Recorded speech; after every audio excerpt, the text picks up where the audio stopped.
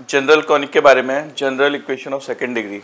मान लो ये जनरल इक्वेशन है सेकंड डिग्री की, A X square 2hxy by square 2gx plus 2fy plus C equals to 0।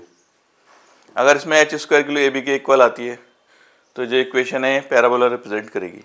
अगर एच स्क्वायर के लिए ए बी से छोटी आती है तो ये एलिप्स होगा।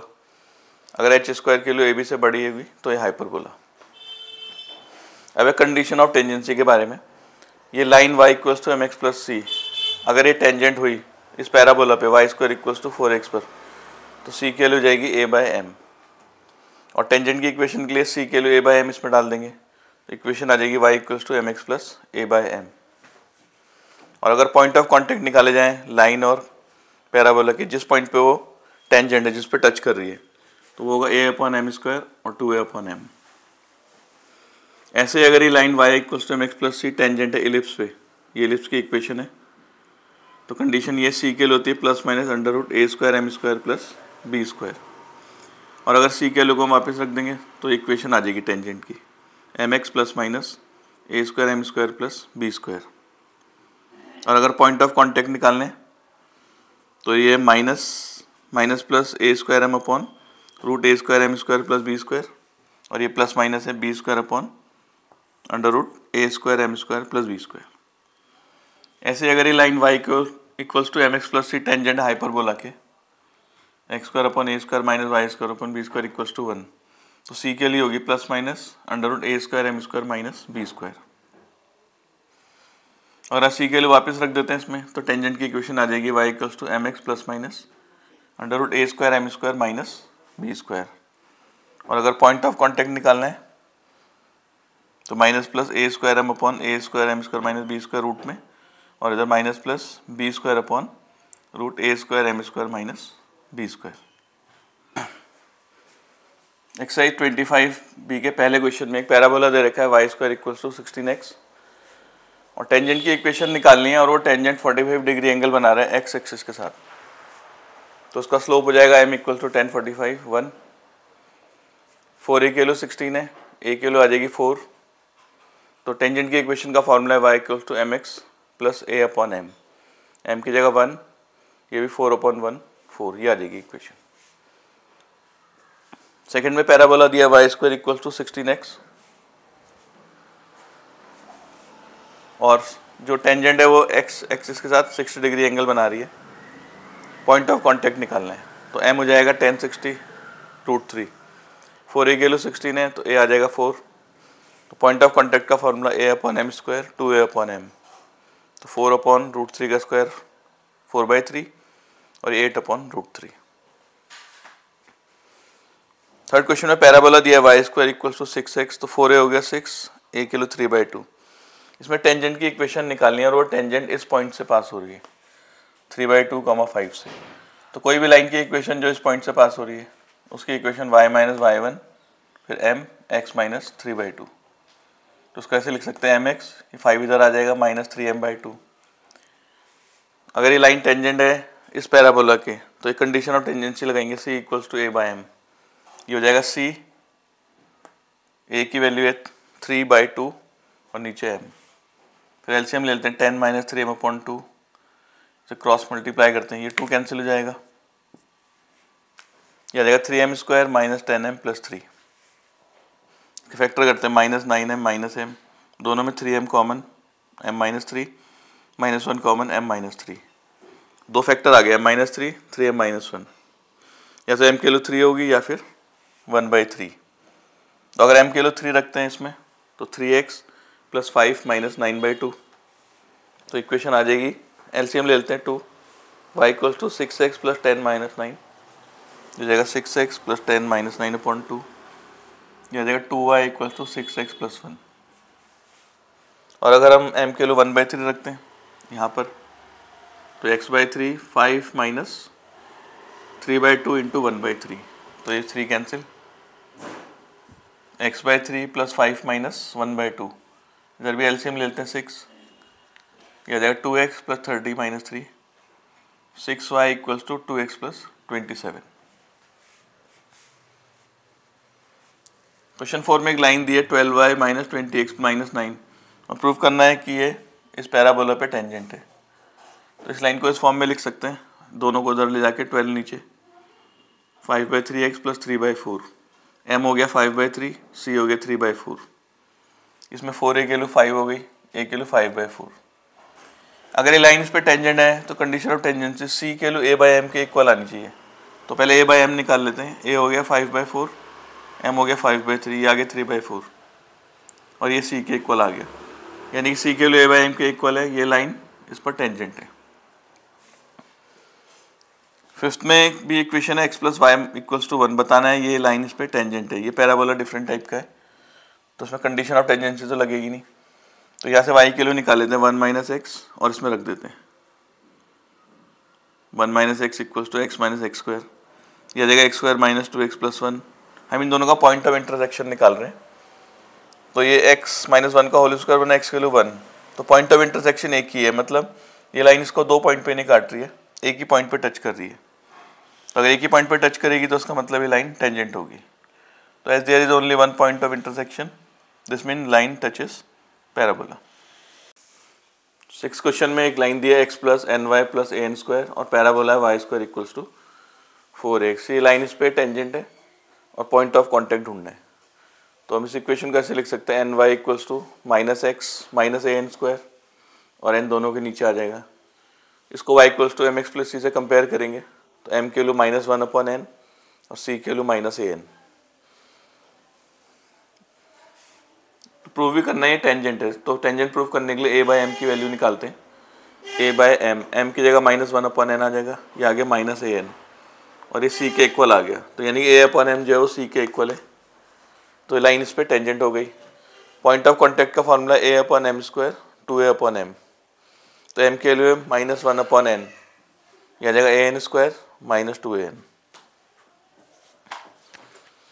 7 क्वेश्चन में इलिप्स दिया x² + 9y² = 3। पहले इसको 3 से डिवाइड कर देते हैं और इसको ऐसे लिख लेते हैं 1/3, ये कैंसिल होगा 3 3 और 3 इसके नीचे आ जाएगा बिल्कुल 1/3।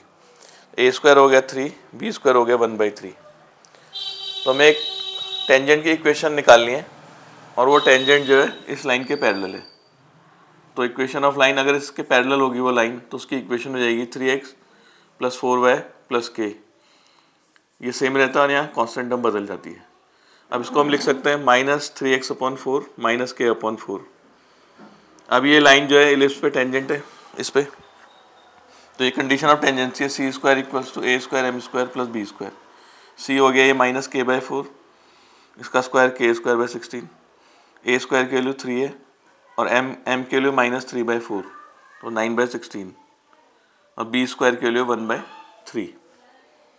बाकी एलसीएम ले लेते हैं 48, यह आ जाएगा 81 + 16, यहाँ से k² की वैल्यू 97/3 या ±97/3, इस k को हम यहाँ रख देंगे वापस या यहाँ रख सकते हैं, तो यह आ जाएगा 3x + 4y ±√97/3। ये टेंजेंट की इक्वेशंस।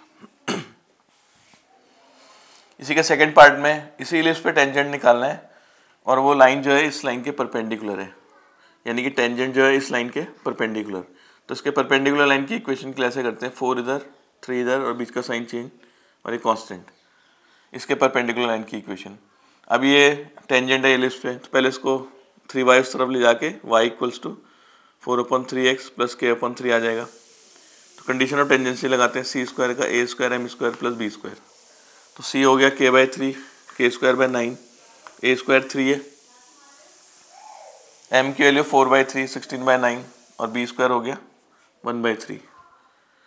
यह आ जाएगा 3 LCM, ये कैंसिल हो जाएगा, 3 LCM आएगा 16 + 1, ये भी कैंसिल हो जाएगा, k की वैल्यू आ जाएगी k² आ गया 51, तो k की वैल्यू ±√51, तो उसको हम यहाँ रख देते हैं 4x - 3y ±√51। ये आ जाएंगी टेंजेंट की इक्वेशन। क्वेश्चन 8 में इलिप्स की इक्वेशन दिया x² + y² 7 = 1 और टेंजेंट की इक्वेशन निकालनी है और वो टेंजेंट जो है x एक्सिस के साथ 45 का एंगल बना रही है। अगर वो x एक्सिस के साथ 45 का एंगल बना रही तो स्लोप हो जाएगा 10 45 1। ये कंडीशन ऑफ टेंजेंसी लगाते हैं, c² = a² m² + b²। इसमें a² होगा 7 क्योंकि ये बड़ा है और b² होगा 2। तो ए स्क्वायर की जगह 7, एम की जगह 1, बी स्क्वायर की जगह 2, तो सी की वैल्यू आ गई +-3। तो ये टेंजेंट की इक्वेशन होगी y equals to mx plus C, तो आ जाएगा y इक्वल्स टू x +-3।